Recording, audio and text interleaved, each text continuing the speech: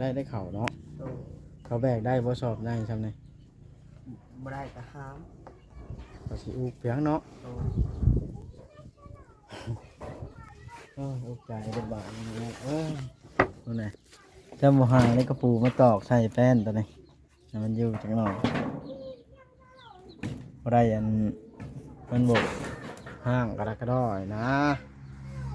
เรือนซานกระดาษพี่น้องเอ้ยนี่แหละ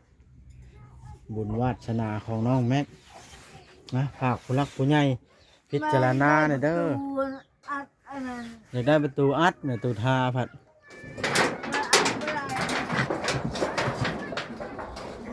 นี่แหละสมทบกันผู้ละ100ละ2พอได้เฮือนบัวใหญ่ก็ได้นะพอได้มันหลอกได้เนาะน้องแม็ก โดย อย่าลืมกดติดตามเพื่อเป็นกำลังใจให้ผมด้วยนะครับทุกคนขอบคุณมากๆครับพี่น้องเปิดภาพขึ้นกันปี2026แล้วบ้านมาหาน้องแม็กหรือเฮือนเอื้อยตีแม่ตู้ทานี่แล้วพี่น้องเอ้ยก็หลายๆคน FC เพิ่นก็เสียให้เพิ่นเฮ็ดซานเพิ่นต้นคนดีๆเพิ่นว่านะก็บ่ได้เฮือนได้ซานน้ำหมูจักเถื่อก็อันนี้ก็แล้วแต่ผู้หลักผู้ใหญ่กันเด้อพี่น้องเนาะเอาก็รีวิวให้เบิ่งหลายคนว่าไปซอยคนกับชาวใบให้เพิ่มก็แล้วแต่ผู้หลักผู้ใหญ่เพิ่นคือกันอันนี้ก็ได้อันนี้แล้วแต่บุญคนใครมีบุญแบบใดก็ได้แบบนั้นแท้อ้าวหนุ่มปอนะไปอย่างน้อเนี่ยมาได้ใช้หนุ่มปอเนี่ยนั่นเด้บ่ใช่ฮอตเกิร์บาดแห้งเฮ็ดทอดอันนี้แหละพี่น้องไอ้หนุ่มปอที่ว่าตีเขาจนได้ไปห้องมัดห้องหมอเป็นไปหาน้องแม็กกันอ้าวอยู่เพื่อนเฉยน้องแม็กวันนี้ก็ตีไปทางได้ใช่สบายดี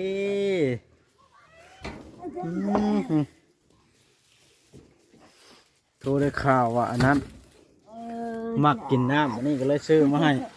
แล้วเพื่อนอย่างนั้นนะไม่โตกินน้ำอันนี้แล้วมักกินแบบนี้บ่ต้องได้ซื้อให้คู่มือบ่โดย อ๋อแล้วเพื่อนละแม่ตีไปใช้เดียวนี่เป็นไปซ่อน ไปสอนกุ้งโดย ฮะตอนนี้คอยเห็นไก่ปลานะคุณบอก โดย คอยเห็นจนฮอดทางคุณบอกไม่โตว้าแต่ละคอยเห็นเฉยจดโน้ตได้อยู่แคมทางพวก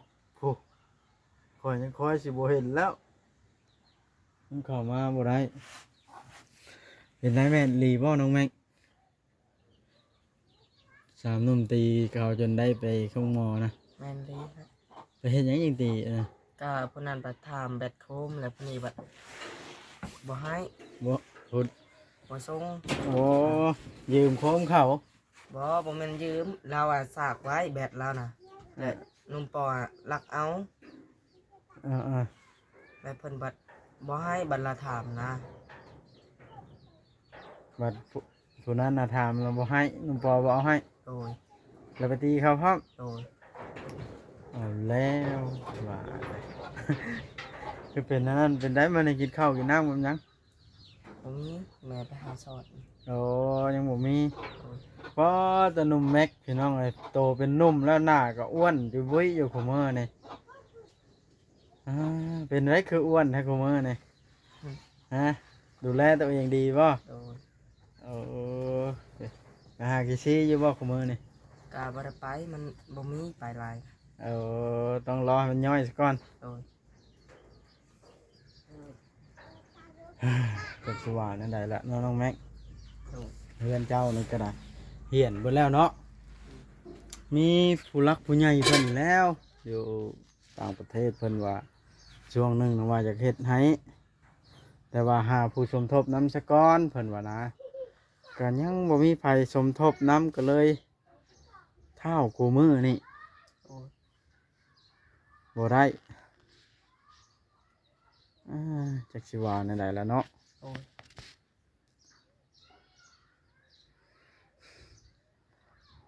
ลำบากใจนำเพิ่นไปซ่อนกับไผเอ้ยตี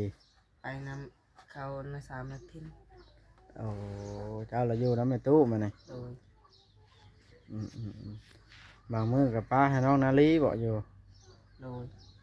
เปลี่ยนกันเนาะจักสิมาแม่เอ้ย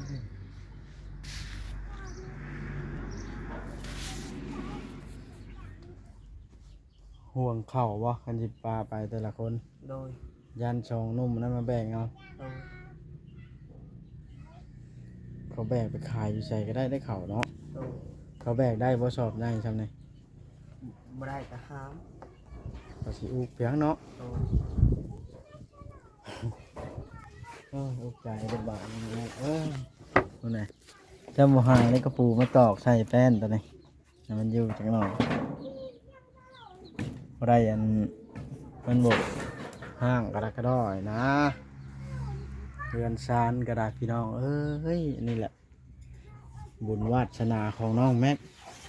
นะฝากผู้รักผู้ใหญ่พิจารณาหน่อยเด้ออยากได้ประตูอัดประตูทาผัด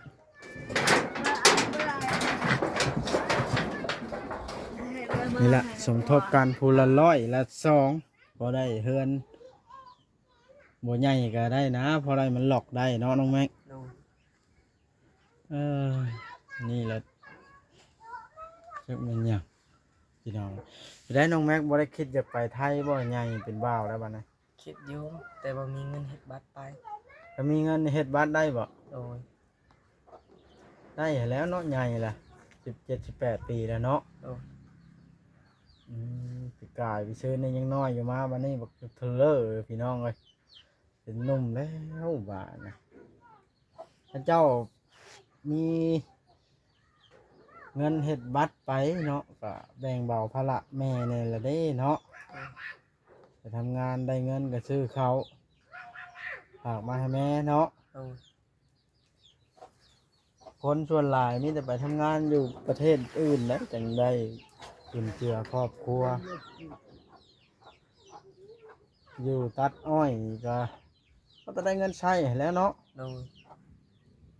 วันได้น้องแม็กมีโทรศัพท์บอกของมือนี่ บ่มี บ่มีใช้ โดย เฮ็ดได้จังสิได้เล่นน้ำผู้สาวซะนะ ก็เล่นได้เล่นอยู่กันสาวแต่บ่มีโทรศัพท์คุยแล้ว รถเทพยังขี่ได้อยู่บ่ ขี่บ่ได้แล้ว มันเป็นอะไรมันเทบ่ บีแตก มันดีแต่อีกแล้ว โดย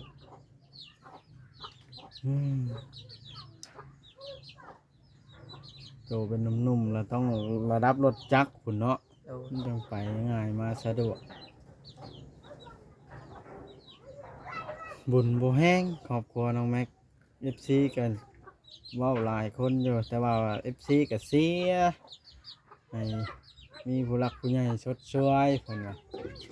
แต่ว่าก็ยังบ่มีใครคิดอีตนสงสารมีแต่คอมเมนต์ให้กำลังใจน้องแม็กเอ้ย โดย เดี๋ยวนะปี2026นี่เขาดาวอยู่ไสกับผู้สาวบ่ กำมู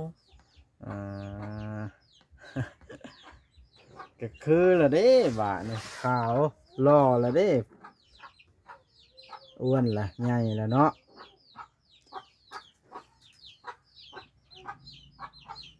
เจ้านอนบ่อนนั่นบ่เจ้านะ โดย เป็นได้จังเลือดบ่ไหลลงหัว คอยหัวเจ้าก็บ่ปีนหัวขึ้นมาทางนี้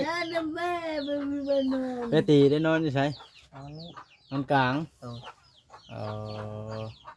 นอนนาลีแล้วนอนกับเอื้อตี หอมด้วย เอ้า มันเป็น เป็นแล้ว เราเปิด ใหญ่แล้วมันต้องเฮ็ด2 ห้อง นอนร่วมกันหลายคนก็บ่เป็นแล้วแบบนี่แหละพี่น้องความลำบากของแต่ละครอบครัวต้นทุนมันบ่คือกันสิขอเว้าให้ FC ฟังหน้าเพิ่นก็บ่ได้มีเฮ็ดพี่น้องเอ้ย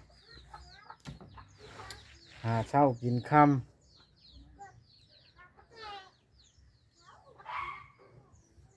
กันไปบ่หาคือชาวแตงอ่อนนี่บ่ได้กินแต่เจ้าเนาะ โดย ชาวแตงอ่อนแล้วบ่อันไปรับจ้างเนาะแต่เจ้าบัดไปคู่มื้อ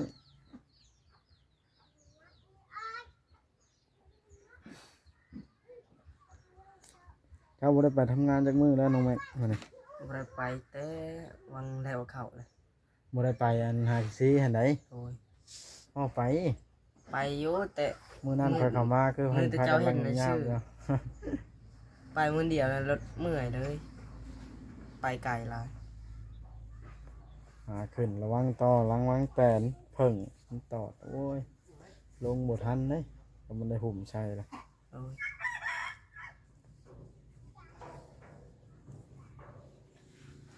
ชีวิตเจ้าตอนนี้เจ้าอยากได้หยังที่สุดเป็นของขวัญปีใหม่นี่ ได้โทรศัพท์ ตัวสำคัญบ่นะ โอ้ย บ่ได้โทรหยอกผู้สาวเนาะ โอ้ย วัยหนุ่มเด้โอ้ดวงบ่ดีฮอดหาท่านหมอเนาะ โดย ท่านหมอแล้วยังมีผู้ชื่อโทรศัพท์ให้แต่บัดถามหาบ่เห็นโทรศัพท์นำเราว่าฉากอยู่หั่นคอยแบบฉากอยู่ใส่แม่นเราขายแล้วบ่น้องแม่ง จักแล้ว ข้อยก็บ่กล้าถามจี้ถามจ้อน้ำลาวแม่ตุท่านี่อายุเพิ่นหลายอีหลีเนาะแข็งแรงขนาดว่าบ่ได้มีแนวกินเลยพี่น้องฮะ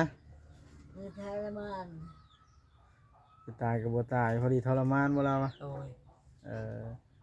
แล้วกินข้าวยังแม่ตู้มื้อนี้ บ่มี กินข้าวเปล่าๆนะ โดย กินกับกระปูฉัน อื จะ ม กิน อาหารแม่ตู้ท่าก็ได้พี่น้องเลย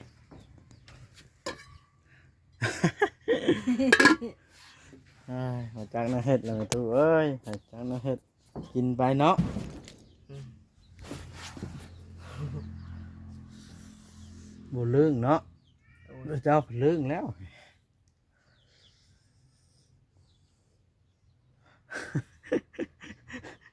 โอ้ยหัวต่ำพี่น้องเจ็บหัวบ่มรถกินในลูกไปเบิ่ง สิว่านั่นได้ละบนอยู่บนนอนกับพี่น้องคือเบิ่งตาเห็นละเด้อพี่น้องที่เข้ามานี่ก็เพื่อให้ FC ท่านที่ใจบุญได้เห็นพี่น้องเลยอ่า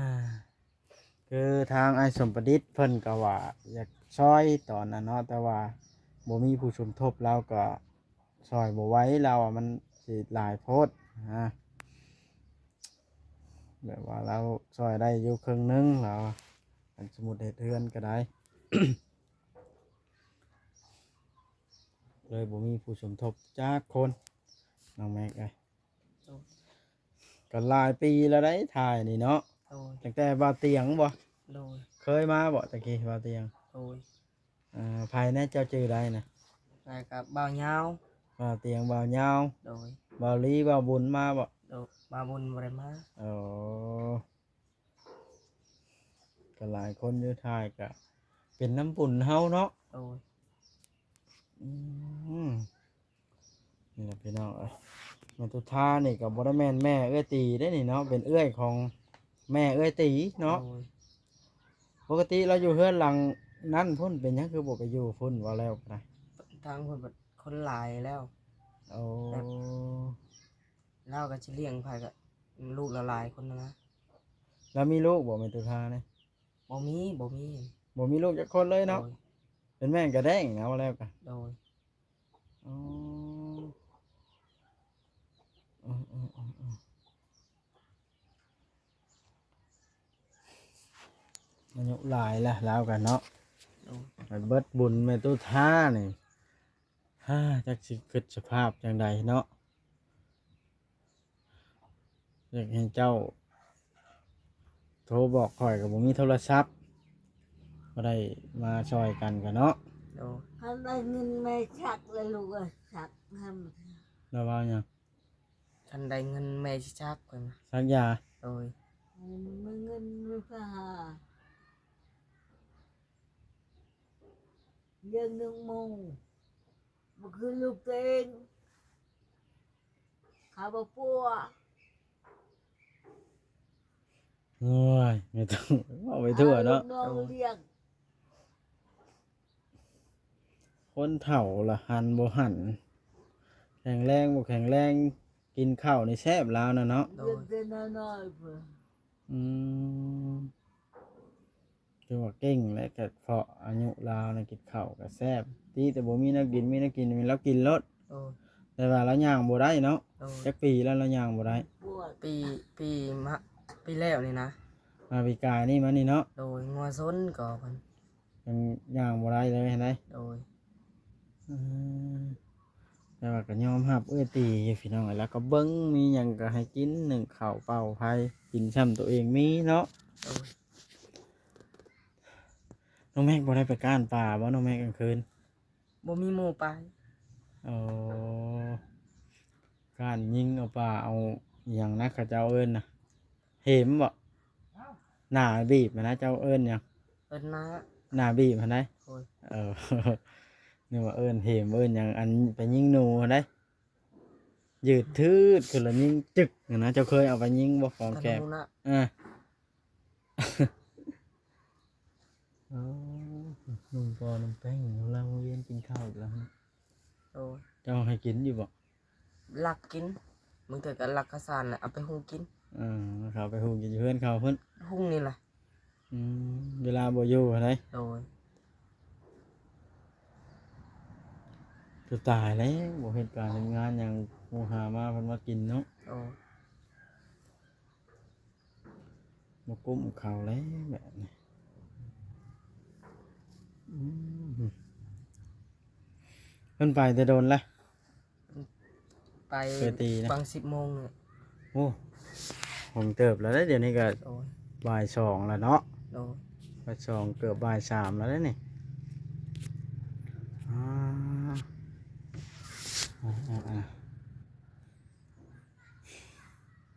อายุ2026อายุน้องแม็กก้าวขึ้นมาอีกจักปีแล้วบาดนะเพิ่มขึ้นฮ้อนบ่16 ครับ ประมาณนี้แหละเนาะ โดย เป็นหนุ่มเต็มตัวแล้วบาดนะพี่น้องนะแต่ว่าสังคมก็บ่คือหมู่เครื่องใช้ของซอยรถขี่บ่มีโทรศัพท์บ่มีเพื่อนชานคือเห็นนี่แหละเนาะน้องแม็กเป็นได้ความรู้สึก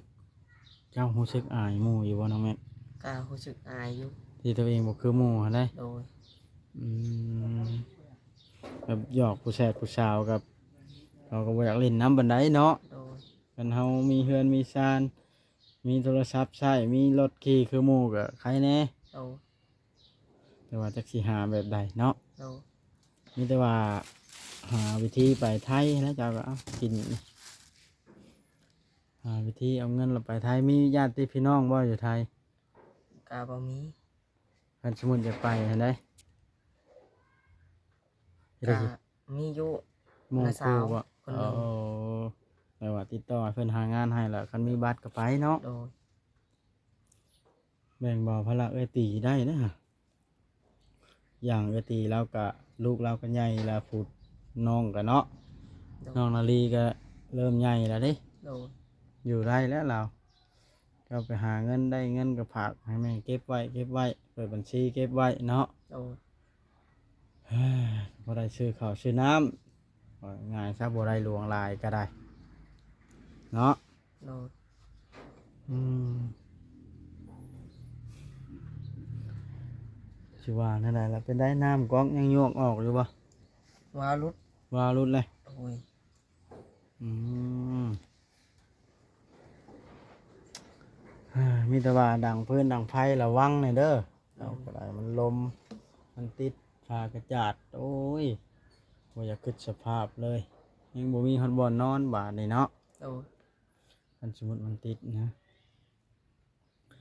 โอเคน้องแม็กอาจารย์ก็ได้ปล่อยได้แต่ให้กำลังใจให้ละอายก็ได้ โดย มาถ่ายให้ FC เบิ้งเถื่อผู้รักผู้ใหญ่ผู้เพิ่นใจดี เห็นเถื่อเพิ่นสมทบกัน ผู้เล็กผู้น้อยเถื่อเพิ่นโทรร่วมกันว่าซอยเฮ็ดเทือนให้ผู้นั้นผู้นี้ซอยเฮ็ดเทือนให้เจ้าก็มีได้เถื่อดวงเจ้ามาตอน2026เด้ ยิ้มแหละ นี่ก็เว้าหยอกซื่อๆแล้วแต่บุญเด้อแนวใดก็ได้ โดย เอาโอเคอยู่ดีไม่แห้งเนาะแม็กสบายดีเอาพี่น้องเอ้ยคลิปนี้ก็สิได้จบคลิปลงซ้ำนี้แหละเนาะก็โอเคพี่น้องเอ้ยถ้าเกิดว่าผิดพลาดประการใดบ่ม่วนโน้นหูขอโทษขออภัยนํพี่น้องเอ้ยครอบครัวนี้ก็อยากให้ FC ผู้รักผู้ใหญ่ผู้เพิ่นใจบุญพี่น้องเอ้ยก็ได้พิจารณาอีกครั้งหนึ่งเด้อพี่น้องเด้อเนาะถ้าพิจารณาเบิ่งแล้วบ่สมควรช่วยเหลือหรือว่าจังใดก็แล้วแต่ผู้ใหญ่เพิ่นบาดในบ่บ่ก็บ่ได้มีสิทธิ์บังคับไผพี่น้องเอ้ยเพราะว่าแล้วแต่จิตใจของแต่ละคนพี่น้องเอ้ยเนาะ จักสิว่านั่นแหละตามที่บ่บ่เบิ่งเนาะก็สมควรอยู่นะแต่ว่าทายให้ FC เบิ่งพิจารณานำกันว่าสมควรหรือบ่สมควรก็แล้วแต่อันนี้ก็เนาะเพราะว่าทานอื่น